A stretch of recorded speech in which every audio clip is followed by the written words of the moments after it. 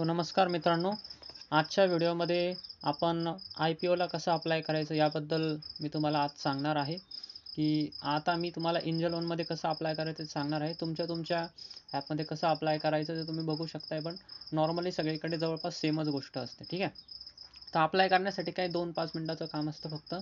तुम्हाला जो पण IPOला अप्लाय करायचा आहे त्याच्याबद्दल तुम्ही पहिले थोडासा ॲनालिसिस करा, चांगला आहे का नाही ते, आणि मग तुम्हाला निर्णय घ्यायचा आहे तो अप्लाय करायचा का नाही. मग आता जेव्हा आपण ठरवलं की हा अप्लाय करायचा आहे, तर बघा तुम्ही संध्याकाळी 5 वाजेपर्यंतची पण लास्ट डेट असते, ते संध्याकाळी 5 वाजेपर्यंत तुम्ही अप्लाय करू शकताय. तर आता अप्लाय करण्यासाठी आपल्याला काय करायचं आहे, एंजल वनच्या ॲपमध्ये जायचं आहे. एंजल वनच्या ॲपनंतर मध्ये बघा असं प्रकारे उघडतं. उघडल्यानंतर तुम्हाला खाली स्क्रोल केल्यानंतर तुम्हाला IPOचं ऑप्शन दिसतं आहे, ठीक आहे. ह्या IPOच्या ऑप्शनवर क्लिक करायचं.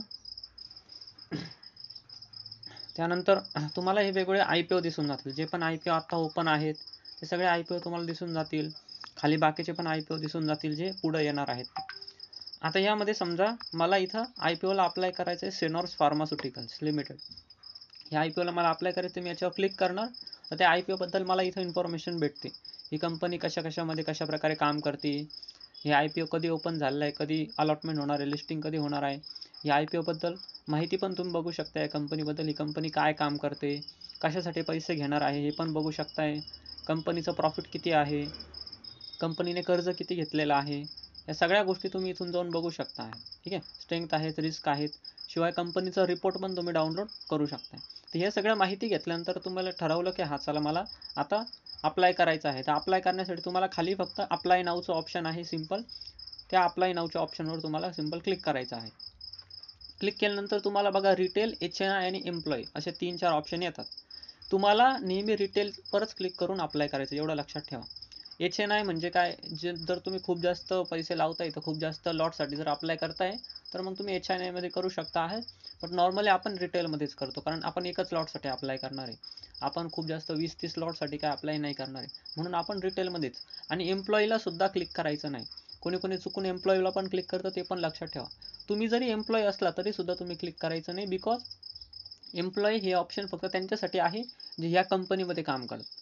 म्हणजे सेनॉर्स फार्मास्युटिकल्स लिमिटेडमध्ये तुम्ही काम करता का नाही करत, तर तुम्ही त्यांचे एम्प्लॉई नाही आहे, म्हणून एम्प्लॉईवर क्लिक करायचं नाही. जर तुम्ही चुकून एम्प्लॉईवर क्लिक केलं ना, ॲज अ एम्प्लॉई जर त्यांना तुम्ही ॲप्लिकेशन पाठवलं तर ते रिजेक्ट करून टाकतील. म्हणून सर्वांनी रिटेलवर क्लिक करायचं ऑलवेज. आणि हे रिटेलवरच क्लिक असतं ऑलरेडी, त्यामुळे तिथं कुठंच काही क्लिक करायचं नाही, रिटेलवरच राहू द्यायचं. खाली तुम्हाला नंबर ऑफ लॉट्स आहेत, ते तुम्हाला एकच राहू द्यायचा, ठीक आहे. तुम्हाला पाहिजे तर जास्त लॉटला पण करू शकताय, पण जास्त करून जर तुम्ही जास्त लॉटला केलं पण ना, तुम्हाला एकलाच अलॉटमेंट मिळते. जर सबस्क्रिप्शन जर खूप जास्त झालेलं असेल, एकच लॉट भेटतो, म्हणून जास्त लॉटला अप्लाय करून खूप जास्त फायदा होत नाही. तुम्ही पाहिजे तर जर तुमच्या घरचे जे अकाउंट असतील त्यांच्यावरून वेगवेगळ्या अकाउंटवरून अप्लाय करू शकता एका लॉटला, तुमचे जे घरचे मेंबर्स असतील त्यांच्या अकाउंटवरून. पण एका व्यक्तीने एकच लॉटला अप्लाय करा. खाली आहे तुमचं बीड प्राईस, तर बीड प्राईसमध्ये काहीच नाही टाकायचं.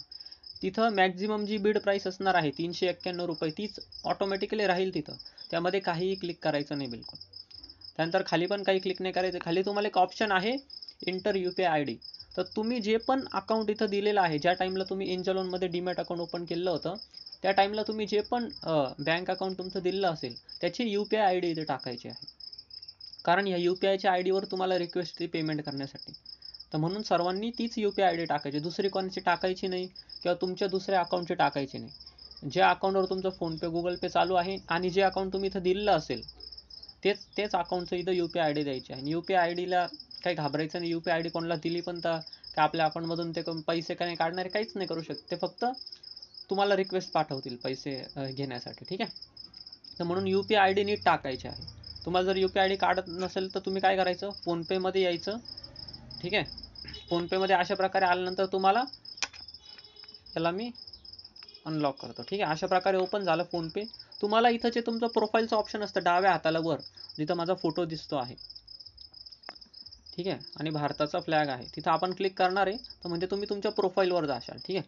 प्रोफाईलवर गेल्यानंतर तुम्हाला खाली रिसीव्ह मनीचं बघा एक ऑप्शन आहे UPI ID, त्याच्यावर तुम्हाला क्लिक करायचं आहे. तर तुमचा QR कोड आणि UPI ID बघा तुम्हाला खाली दिसेल, निखिल इंगळे 2022@YBL, हा माझा UPI ID आहे. तर हा UPI ID तो कॉपी करायचा, इथं कॉपी करायचा ऑप्शन असतं बघा, तर लगेच कॉपी होऊन जाईल. कॉपी करायचं आहे. ठीक आहे. आणि त्यानंतर हा जो काही UPI ID इथं टाकायचा, इथं टाकून द्यायचा. माझा ऑलरेडी टाकलेला आहे म्हणून इथं आहे. ठीक आहे. तर UPI ID तुमचा तिथं व्हेरीफाय करून घ्यायचा आणि अशा प्रकारे तुम्हाला सगळं काही करायचं आहे. हे सगळं अशा प्रकारे टाकायचं बस. जास्त काही इथं आपल्याला क्लिक नाही करायचं आहे. खाली तुम्हाला अप्लाय फॉर IPOचा ऑप्शन आहे. तर अप्लाय फॉर IPOवर क्लिक करायचं. तर लगेच तुमचं अप्लाय होऊन जातं IPOसाठी. IPOसाठी अप्लाय झाल्यानंतर तुम्हाला तुमचा जो काही फोनपे आहे त्यावर तुम्हाला एक रिक्वेस्ट येईल. ठीक आहे. 14,858 रुपयाची एक रिक्वेस्ट येईल तुम्हाला. ती रिक्वेस्ट तुम्हाला अप्रूव्ह करायची आहे. ठीक आहे. तर रिक्वेस्ट तुम्हाला 1-2 मिनिटामध्ये येऊन जाते. लगेच ती रिक्वेस्ट आली का तुम्हाला लगेच अप्लाय करायचं आहे. म्हणजे तिथून ते करायचं. ते कसं करायचं ते पण मी तुम्हाला आता दाखवतो फोनपेमध्ये. एकदा आली का आपण लगेच ते पण जाणून घेऊया. सो बघा मित्रांनो, आता इथं मला पेमेंटचं जे काही मेंडेट आहे त्यासाठी रिक्वेस्ट आली आहे. तर त्यासाठी तुम्हाला काय येतं, इथं अशा प्रकारे वर तुम्हाला एक अशा प्रकारचं ऑटोपेचं हे येईल. बघा मला मेसेज पण आलेला आहे आणि फोनपेमध्ये पण मला you have received an autopay request seven pharmaceuticals. तुम्हाला काय करायचं आहे, फोनपेमध्ये जायचं आहे. ठीक आहे. फोनपेमध्ये गेल्यानंतर तर मी थोडंसं बॅक करतो आणि याला ओपन करतो. ठीक आहे. मला ओपन केलं, थोडंसं बॅक जातो मी आणि तुम्हाला इथं दिसून जाईल. हे बघा अशा प्रकारे दिसून जाईल. ठीक आहे. लगेच ऑटोपे तुम्हाला दिसून जाईल. तुम्हाला सेट ऑटोपेवर इथं क्लिक करायचं. जर नाही दिसलं अशा प्रकारचं, तुम्ही तिथं नोटिफिकेशनमध्ये क्लिक करा. जे फोनपेचं नोटिफिकेशन असतं त्याच्यामध्ये क्लिक करा, तर लगेच होऊन जाईल. तर तुम्हाला इथं सेट ऑटोपेवर क्लिक करायचं आहे. त्यानंतर खाली सेट ऑटोपेचं ऑप्शन आहे. सेट ऑटोपेवर क्लिक करायचं. त्यानंतर तुम्हाला तुमचं जे पण कोड असेल ते टाकून, जसं आपण पेमेंट करतो तशा प्रकारे तुम्हाला हा जो काही ऑटोपे आहे तो सिलेक्ट करायचा आहे, म्हणजे अप्रूव्ह करायचा. अप्रूव्ह झालं, ऑटोपे सेट सक्सेसफुली. तर म्हणजे तुमचे जे काही अकाउंट आहे त्यामध्ये बरोबर तेवढ्या पैशांचं ऑटोपे सिलेक्ट होऊन जातं. जर म्हणजे काय होईल, ज्या दिवशी अलॉटमेंट होईल, एकतर ते तुमच्या अकाउंटमधून ते पैसे घेतील किंवा मग तुमच्या अकाउंटमधून ते पैसे रिलीज करून टाकतील. दोन्हीपैकी काहीतरी एक होतं. तिथं तुम्हाला डनवर ऑप्शन आहे, डनवर क्लिक करायचं. तुमचं ऑटोपे जे काही ते सिलेक्ट होऊन गेलेलं आहे. त्यानंतर आपण काय करायचं, परत आपण एन्जॉयमध्ये येऊ आणि इथं जाऊन तुम्हाला अशा प्रकारचं दाखवेल. तर लगेच अपडेट नाही होत, थोड्या काही वेळाने अपडेट होऊन जातं हे. त्यामुळं इथं अपडेट झाला का ओके आहे. ठीक आहे. तर बस एवढंच करायचं असतं. त्यानंतर पुढं काहीही करायचं नाही. बरोबर ज्या दिवशी अलॉटमेंट असेल त्या दिवशी आपल्या अकाउंटमध्ये शेअर्स येतील किंवा मग जर शेअर्स नाही भेटले, अलॉटमेंट नाही झालं, तर आपल्या अकाउंटला पैसे सगळे वापस येऊन जातात. ठीक आहे. म्हणजे 14,858 रुपये माझ्या अकाउंटला वापस येऊन जातील.